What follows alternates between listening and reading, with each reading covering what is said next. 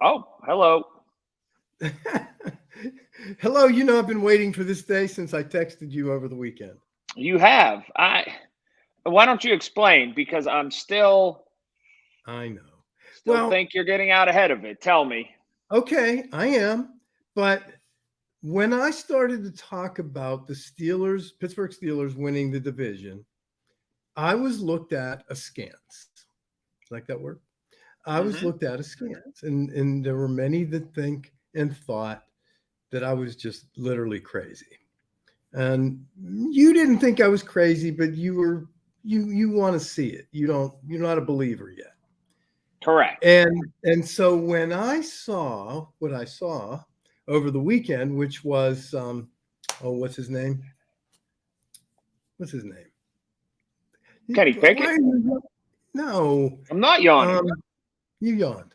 Um, no, what's the guy that the oh, come on. Anyway, the headline was basically that the Steelers being in contention to win the Oh division. yeah, there's been more than one national headline that has said that. Yeah, And people are all starting to sort of jump on this. Okay, here we go. The Pittsburgh Steelers can win the division. They can be a Cinderella team. They can be someone that right. can make a run. Right, right, right, Yeah. right. So, So what excited me about that isn't the thought that maybe everybody believed it now, but what excited me about that was that it now has become a possibility in other people's minds that know more than me.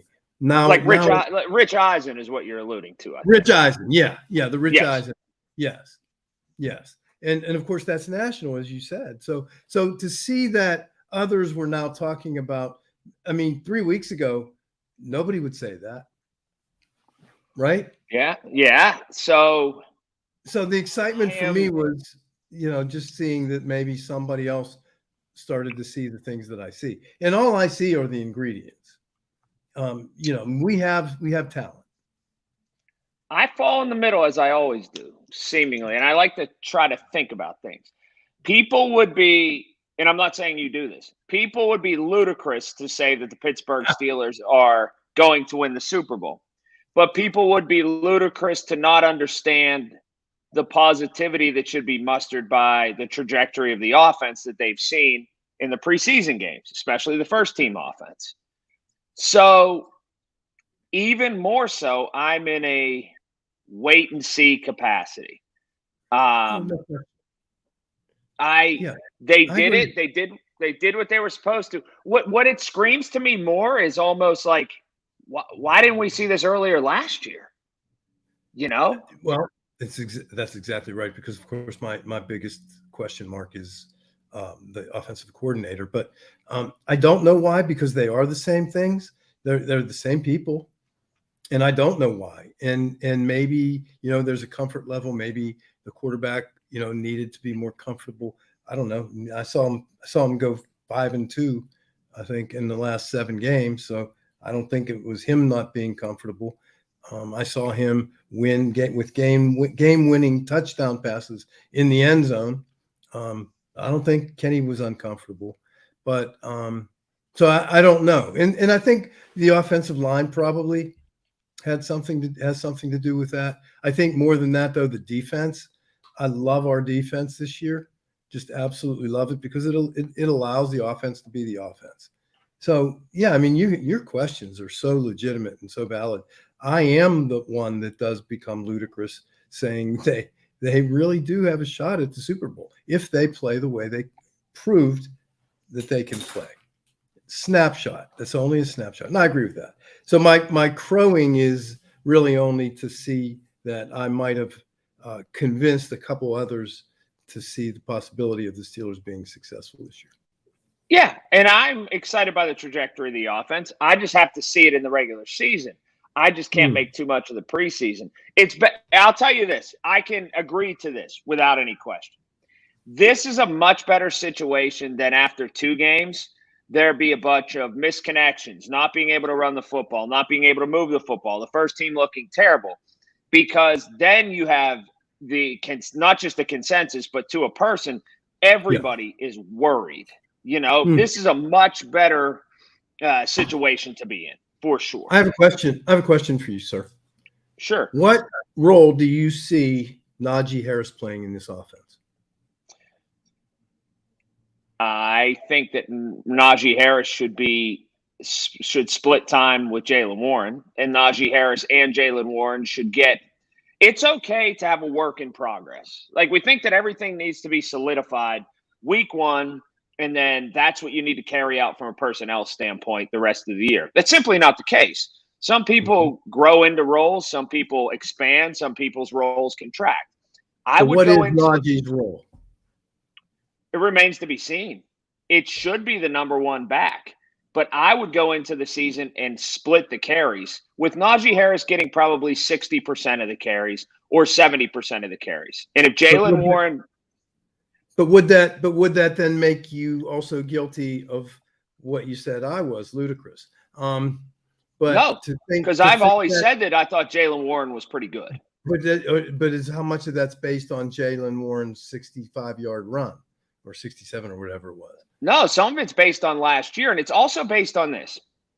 A football team that has won 3 playoff games in 13 years, it's okay to question their tactics and their history and the way they go about things and say that they might get more success if they do something differently. Yeah, that's valid. I agree with that. I feel perfectly fine in saying that. Like, everybody that says that shouldn't happen, that they split carries. Not everybody, but most people say, well, Tomlin doesn't do it that way. Well, yeah. Tomlin doesn't do it that way. Well, Tomlin doing it his way, what has it yielded? Yeah. I agree. Can I not? I get that. Yeah, you can. But my question I just saw the Philadelphia Eagles. I just saw the Philadelphia Eagles go to the Super Bowl with running back by committee, Richard. Yeah. And I get that.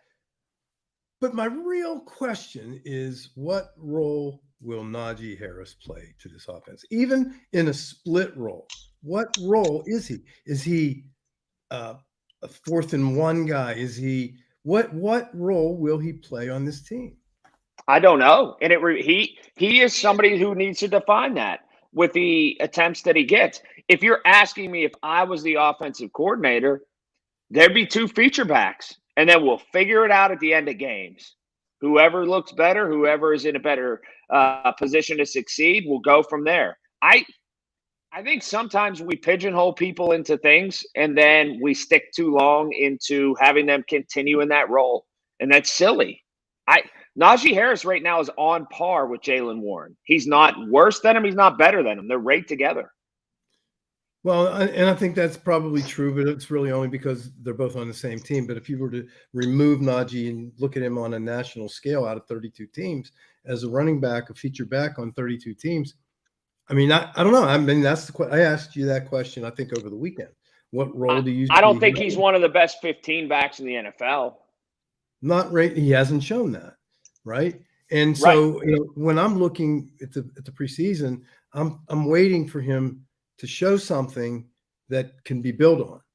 And I mean, look, it's only a couple series of plays, but I'm just questioning what the role is, because I have always listen, when he was drafted, I was a fan. I said, do it, pay him.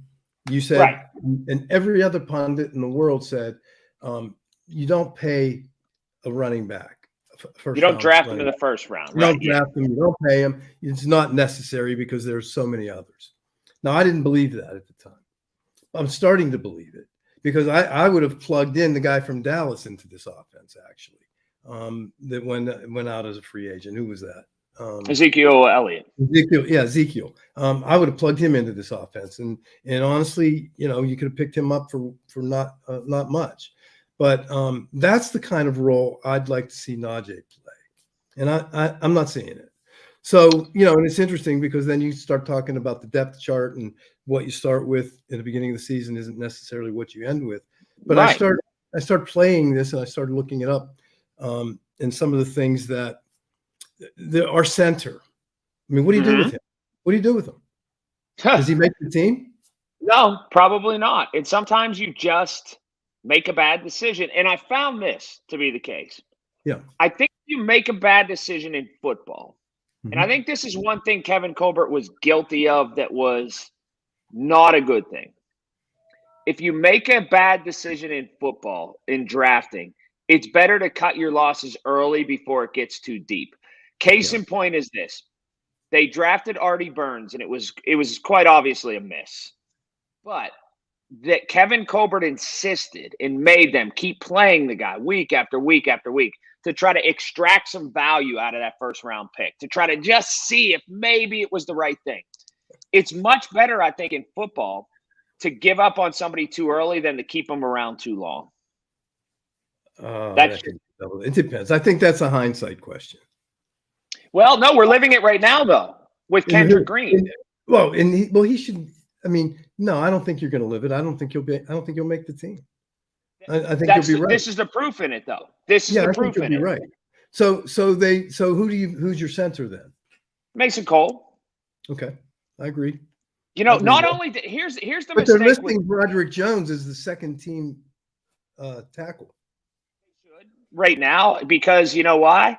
Because Dan Moore's done enough. But back to Kendrick Green for just 1 second. Yeah. Not only did Kendrick Green walk in and start, right? And people were kind of questioning that from Illinois. His arms were too short. He was this. They gave him Marquise Pouncey's jersey number. And he was going to be the heir apparent to Marquise Pouncey. And a lot of people said, wait, slow down here. Yeah, I don't ever see that. I mean, I never saw that, not from day one. Right. And so I just think it's much better to cut that loss now. But here's the thing. You just brought up Broderick Jones. I think it speaks to the excitement around the Pittsburgh Steelers and the way that people view this offense as being pretty good, that the Steelers traded up to get a first-round pick in Broderick Jones. And he might not start game one, and there's not a lot of people complaining about it. It's just kind of it is what it is situation. Well, because I think it's because it's an assumption and a known fact. He will be the starter game 2, game 3. I don't think there's any question about that. I think you're right. I like seeing, I saw something in training camp last week where somebody beat him and, beat him like 2 or 3 times. I like that. I like to see him get beaten because then I like to see him work harder to make sure that doesn't happen again. But I like to give him a dose of humility like that because it just really, he's a monster. He's going to be all pro, that guy. I'm telling you, he's going to be. He should be. Pro. Yeah, he's going to. By virtue of where they drafted him, he should be. Yeah, and so I don't worry about him. Green, done. Then you go to Joey Porter Jr. also, but on the defense, Joey Porter Jr. is not listed on the depth chart as your starter. I don't even know who is, but it's not Joey, and clearly Joey will be. Again, game 2, 3, or 4 or something. So I'm not worried about that. The thing that excites me most about this team is the defense. I think the offense, I've said it before, it has every possible ingredient you need for success. And I do believe that. I don't think we're missing anything. There's not a position that I think we're weak in. Really not. Well, there's a danger there. Can I explain to you the danger here? And you're right. The defense is a danger. Yeah, because I would get comfortable. Defense is better than the offense. There's no question.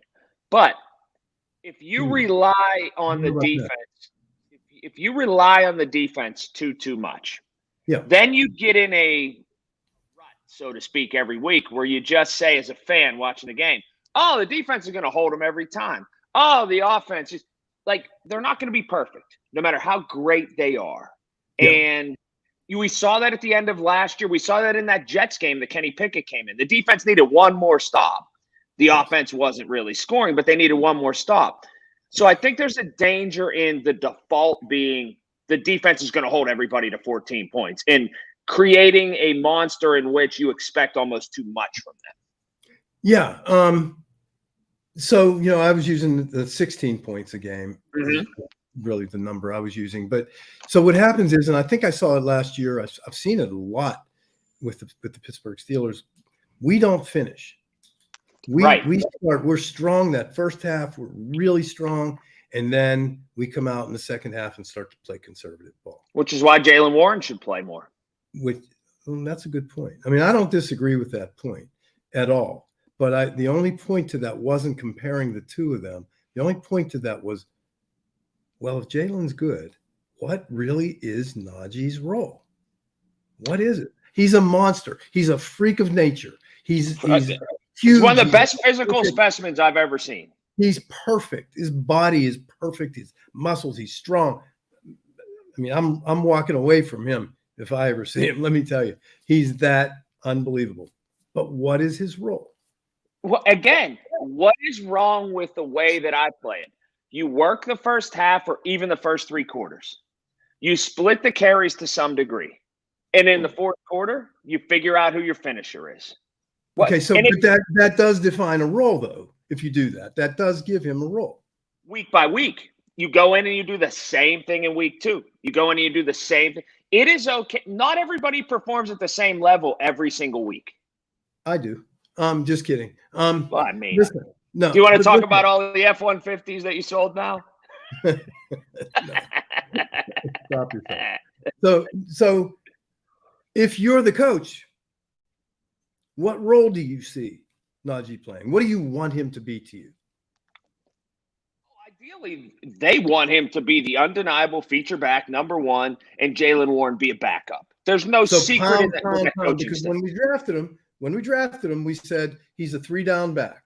Correct. Right? Absolutely. They want him to be on the field until he can't really breathe or needs a little bit of a break. The 3-down back. Then we started to say, well, you know what? He can catch the ball. He's good out of the backfield. He's this, he's that. Okay, good. So we kind of moved it over to that. But, I'm looking at him. I mean, I don't want to say like almost like Jimmy Brown, but, just that pounder, that guy that's going to hurt you when he north and south runner.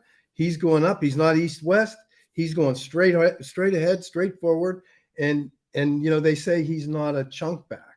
I think he is. I think he can be. So everything you just said, absolutely is the other side of the case for all these running backs wanting long-term contracts and wanting to be paid so much. What you just said makes the most perfect sense, and the NFL Players Association hates a guy like you. And I'll tell you why.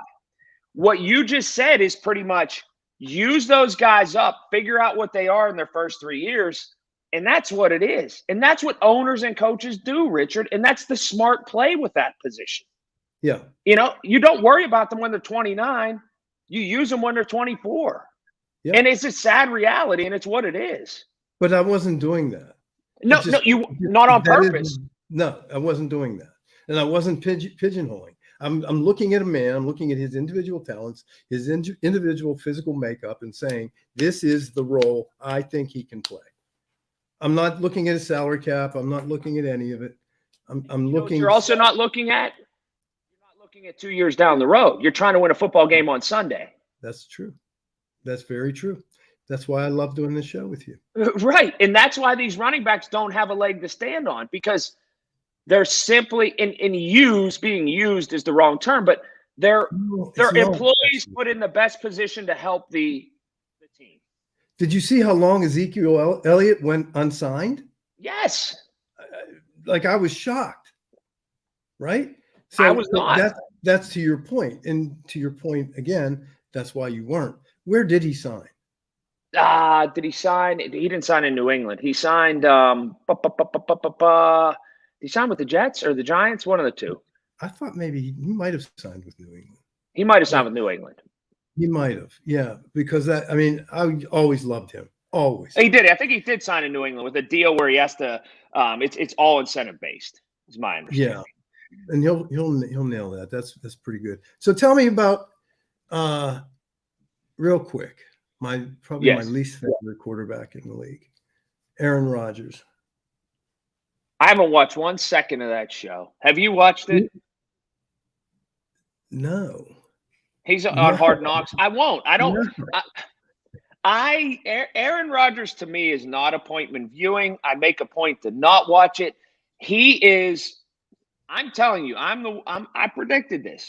By week 6 and week 7, whenever it's not going well and there's a helicopter over his apartment and it's Monday or Tuesday night, and he wants to go on a date with somebody, and there's 15 people following him around with cameras, he is just going to have enough. It's not going to be the on the field stuff, but this living in a fishbowl, because it's not Green Bay, Wisconsin. There are no more divergent towns in this country than Green Bay, Wisconsin, and New York, New York. And it is going to eat him alive by Halloween time. Eat him alive, this like constant microscope. Yeah, it's not an apartment. He bought a home. It's unbelievable. Anyway, yeah, I don't know. I mean, I'm not even looking at that part of it. I'm really just looking. First of all, he hasn't played one down yet in the preseason, and he wants to play. There's a game this weekend I think he's going to play in. Right. But I don't see him as the Messiah. I don't see it. I don't see that offensive line is going to get him killed. No, right? I would go into this season. I'm not this gigantic Kenny Pickett trumpeter or this huge fan of Kenny Pickett. He needs to prove a lot still. I don't see them on much different ground than equal ground going into the season because of the people they have around them. I don't. If it were up to me and I had to pick, I'd take Kenny Pickett. I would take Aaron Rodgers if I had the same 10 guys for sure, but I'm just not so sure he's insulated from – I'm not so sure he's going to be able to perform well because of all the other things around him, particularly the offensive line. It's awful. Yes, terrible. Okay, well, I really just wanted to touch on that. Anything else from Steeler camp? Nah, nothing really. I'm telling you, this running back story, if Jaylen Warren goes out against Atlanta, and I don't know how much he'll play in Atlanta in this last preseason game, but he probably will. If he goes out and has a big game or a couple big runs, it's going to start to grow national legs, and then that's where it really comes in. Yeah, I don't think they're gonna bench Najee. I don't think. No, but they might diminish his carry some. Yeah.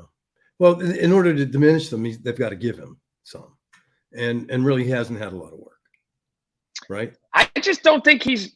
I think he's proof positive as to. I think he's very good. He's above average to very good, but he's proof positive why you never draft a running back in the first round. You don't. Yeah. Doesn't make sense. I watched the Kevin Costner movie last night, Draft Day. Have you seen it? I don't watch movies. Tell me what it's about. Draft Day. He's an NFL general manager. Does he do a good job? Cleveland Browns. Oh, it's a great movie. Oh, you yeah? Don't watch movies? Wait, you don't watch movies? Man, we had this discussion on the radio not long ago. No, I know. I would much rather watch a documentary on ants gathering food than a movie on sports, which I love. I don't like actors. I don't like movies. I don't like fiction. But I can watch a documentary on seemingly any topic and like it. Oh my! Well, you should watch this. It's good. Like people talk about just like some of the big movies, like all those Adam Sandler movies and all the football movies and I'm left out of the discussion. I don't watch television shows either. Like people have these big discussions about Seinfeld and never seen it. Yeah, I've never saw Seinfeld either. I only start to see some of it now, but I never watched any of that. But I do stream. I do watch. I like movies. I like comedians, and I do like documentaries. But anyway, so Kevin Costner was the general manager for the Cleveland Browns. Did they win? It's not about winning. It's about the draft. It's draft day. Gotcha. Did he win the draft? And in a way, yeah, but it's all behind the scenes stuff. It's really cool. Huh. Yeah. Interesting. Really cool. I won't watch it. I'll take your word for it. I also don't have 2 hours of my free time to sit and watch a movie. You're an old soul. Do you know that?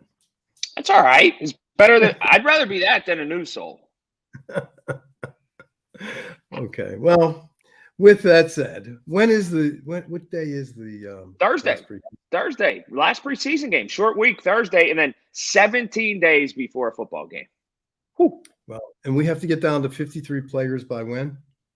Right after the game, so that'll happen tomorrow. Cut down day. So We'll figure it all out, and they'll make it happen. And I don't think there'll be a lot of surprise cuts. I think we kind of know the 53.